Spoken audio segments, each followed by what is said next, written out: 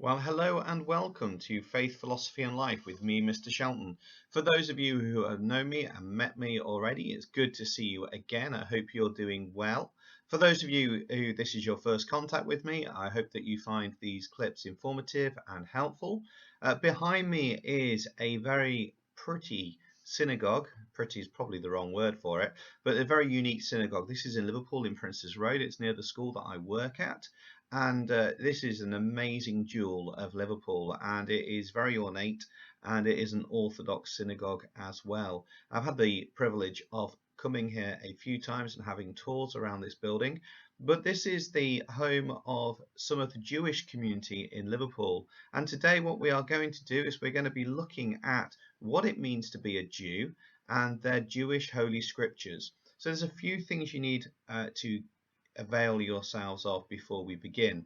You need to download the worksheet which is attached in the description of this clip, so please make sure you do that. So, I'm going to start with a quick question for you.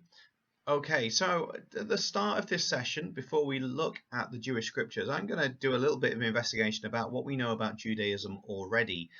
It is one of the largest world faiths in the world. It is one of the top 6, and behind me are a selection of people who all are Jews. So what I'd like you to do now is I'd like you to try and work out, if you can, make a list. How many of those do you recognize? If you don't know who they are by name, what characters do they play? Okay, so throughout this clip, I'm going to invite you to pause it so you can get some work done and then just resume it. So pause that clip now and get on with this. Okay, so on the screen behind me are their actual proper names. You may know them as other things. So Harrison Ford, for example, you might know as Indiana Jones, and David Duchovny, which is the one that people generally don't know now. You may have seen in a film called The X-Files, and if you've got no idea what I'm talking about, speak to your parents because I'm sure they will know what The X-Files are. Natalie Portman, you'll know from Star Wars films and other things. Daniel Radcliffe, you'll obviously know from Harry Potter, and so on and so forth. All of those are people who are Jews. They may not be practicing Jews now, but they do all have Jewish heritage. So what we're going to do before we look at a little bit more about what Judaism is, we're going to have our intro clip. So cue the cheesy music.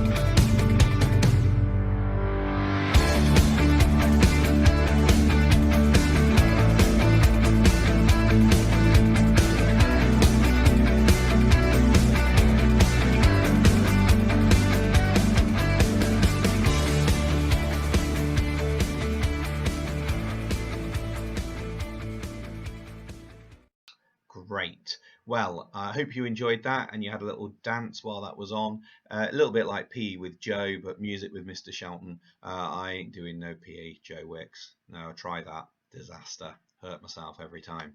So today we're going to be looking at why the Tanakh is important. Okay, so if you can get that title written down, please. Why is the Tanakh important? Our literary objective today is to appreciate the difficulties of language evolution through translation, because we're going to be looking a little bit at Hebrew today, which is the language that the Jews, Orthodox Jews, speak, the language the Torah is written in, and the Torah is part of the Tanakh. So just make sure you've got your title down. Why is the Tanakh important? So a good outcome will be if you can explain what the Tanakh is and how Jews interpret it. A great outcome is if you can share how the Tanakh is used by Jews and how it guides their lives. And an even better outcome is if you can use some specialist key terms correctly and summarize each section of the Tanakh as well. So a further literary objective is spelling. We're going to look at some keywords as well. And we're going to be thinking about a spiritual, that's our self-reflection and what we think and why we think it, and the culture as well, because a lot of Judaism is about culture as well as faith. During today's session, we're going to look at how we would look after things. We're going to look at some keywords, watch a media clip or a couple of those, do a bit of knowledge information trawling, and then look at translation as well before doing a mini write. As I said earlier, everything you need is in the description attached to this clip, so please make sure you avail yourself of the worksheets there. So you've got the title written down. Now what I'd like you to do is to do a mind map or a bullet point list. What is Judaism? So I'd like you to write down now as many things that you already know about Judaism. You might know what scriptures they read. I've given you quite a few clues about that. You might know some famous Jews, and you might know some other things as well. So around your mind map, or do a bullet point list, write down what you know about Judaism already, and if you could write a number 1 next to any of it, that will be a really good indication of what you know at the start. So pause this clip now and let's do that. Perfect. So now you've done that, what I'm going to do is show you a random clip from YouTube. I would like you to watch this and write anything else around your mind map or under a bullet point list about what you learned about Judaism in this clip. And if you could put a number 2 next to it, that would be amazing. So I'm going to write down some more information watching this clip, which we're going to see in 3, 2, 1, go.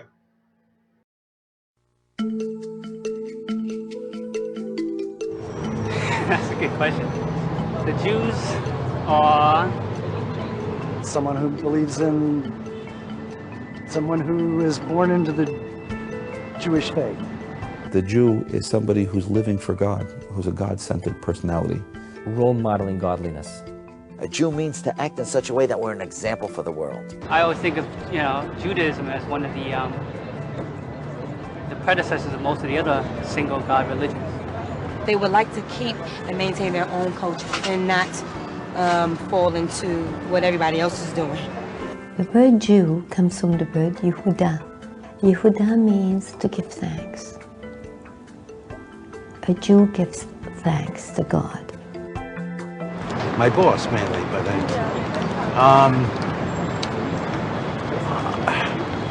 boy, that's a terrific question. When I think about it, I think about family unity and the different religious holidays that they come together on. The Jew is awareness. It's a manifestation of awareness, spiritual awareness, divine awareness. And therefore the Jewish role is not just exclusive to Jews, it's to be a light unto nations, it's to bring that awareness to the entire world. Through the commandments, the Jew has to live a certain way. He will bring out the honor of God and the glory of God in this world. Very family oriented. I think that family extends to other Jewish families. I think it's one of the strongest. Being Italian, it's easy for me to identify in that world.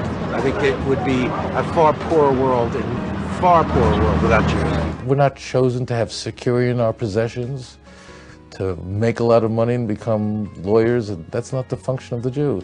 The function of the Jewish people is to show the world what it's like to stand in the world and say there's one God, and to bring the world to a state of perfection, to the Messianic age, when in fact all of this will come together like a wonderful concert, as the prophet Zechariah tells us in the last verse of the 8th chapter. We are children of the most ancient nation on earth.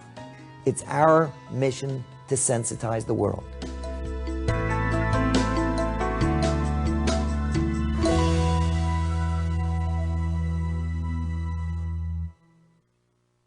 Perfect. So I hope that's helped you understand a little bit more about what Judaism is. So today we're going to look, as I say, about the Jewish scripture.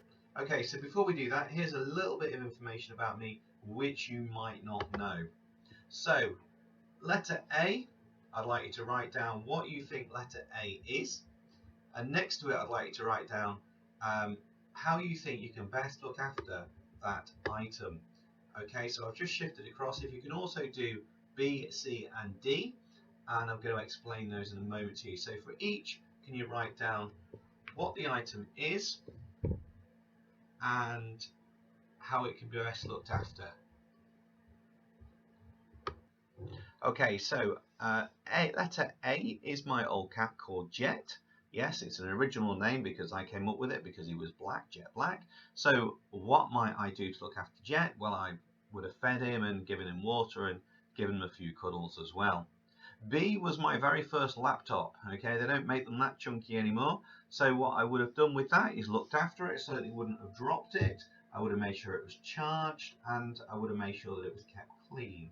C is my old garden's house. I designed this, didn't build it, because that would be one stage far too far.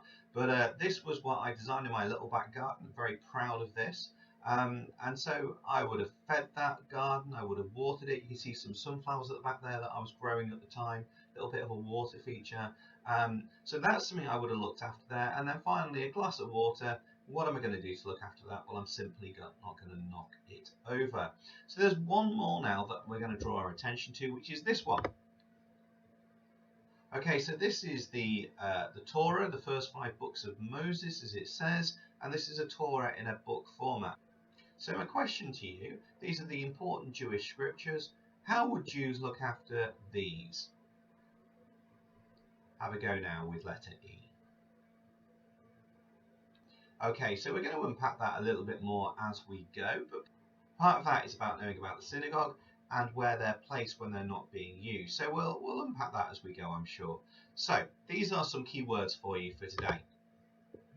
Some of these are new keywords to you, I'm absolutely sure. What I'd like you to do is to write these words down, leaving a couple of lines between each of them.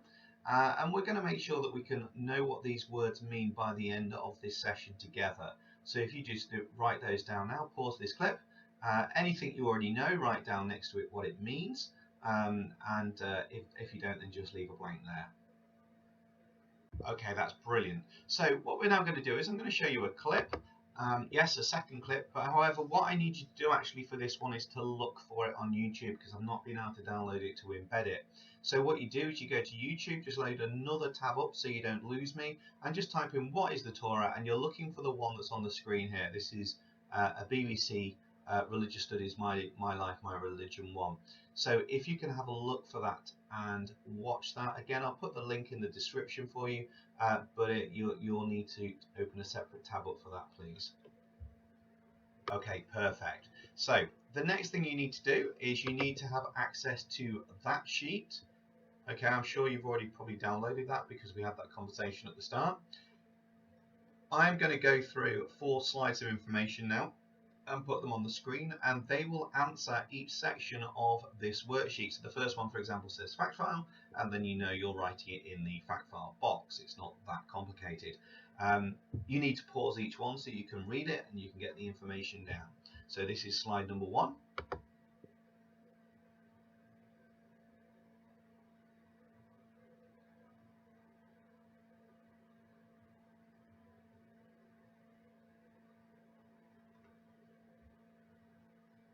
And this is slide number 2.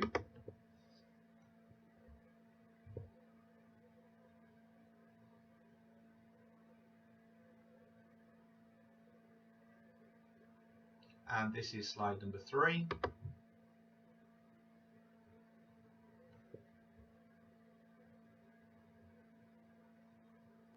And this is slide number 4.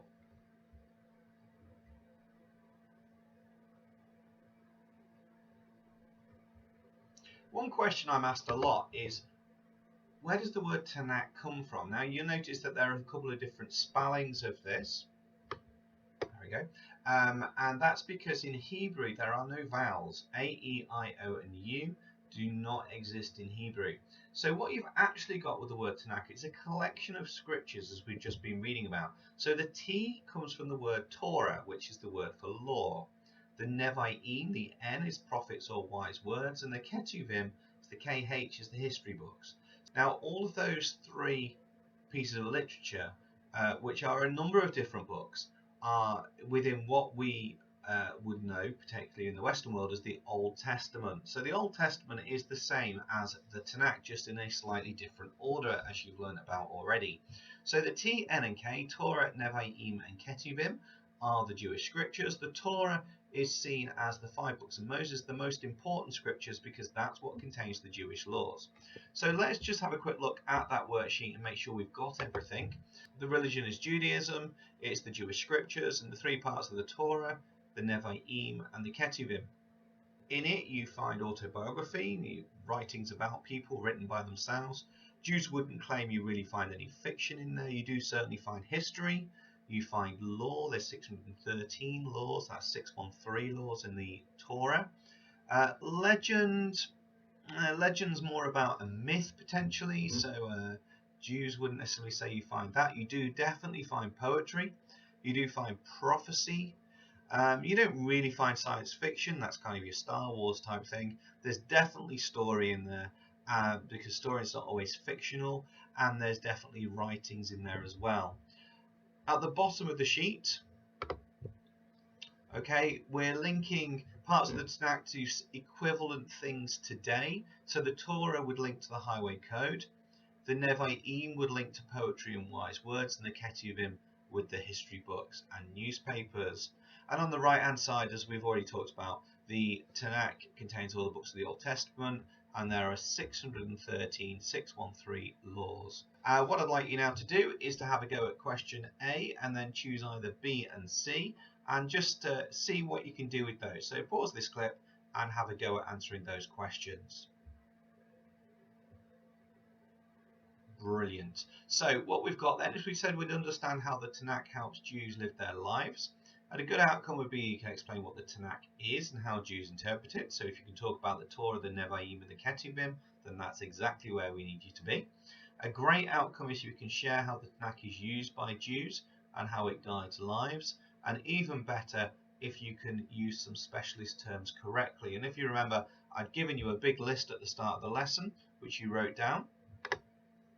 And I'd like you now to go through that and see if there's any more definitions you can write next to any of those words.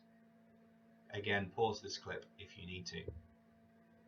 Excellent. So we've done our looking after things, we've done our keywords, and we have done our knowledge troll. So we're now at translation. So Orthodox Jews read the Hebrew language, and it looks something like this behind me. There are some certain rules with this though. They read from right to left. Okay, so you've got to forget reading left to right. They read from right to left. So the task you are about to do goes from right to left. There are no vowels in the original language. So in order to make this accessible for you, I've given you a code. 1 is A, 2 is E, 3 is I, 4 is O, and 5 is U. And that's at the bottom of the sheet. So there wouldn't normally be any vowels, but I've put them in to make sense for you. The Sefer Torah, which is the Torah scrolls, is read in Hebrew. You find those in the synagogue, and the language is thousands of years old. So what I'd like you to do is to go through and translate that activity now. You can just do it however you wish. Maybe give yourself a challenge at the end and translate your own name as well. Remember, it's right to left, top to bottom, right to left, and let's see what you can do with that. And I'll give you the answer in a moment. Okay, make sure you pause this clip if you haven't done that already and you don't have the solution. You are going to find it out in a moment. Okay, so the translation is something like,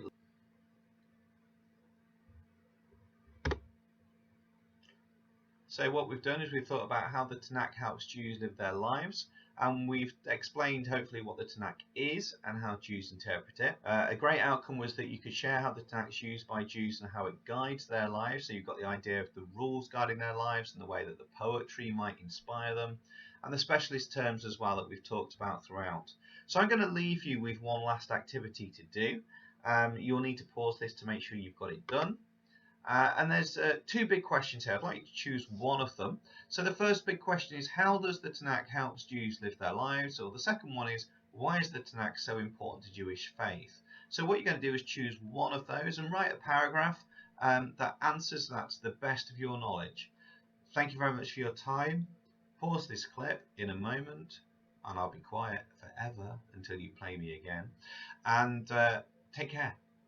Wash hands. Stay safe. God bless.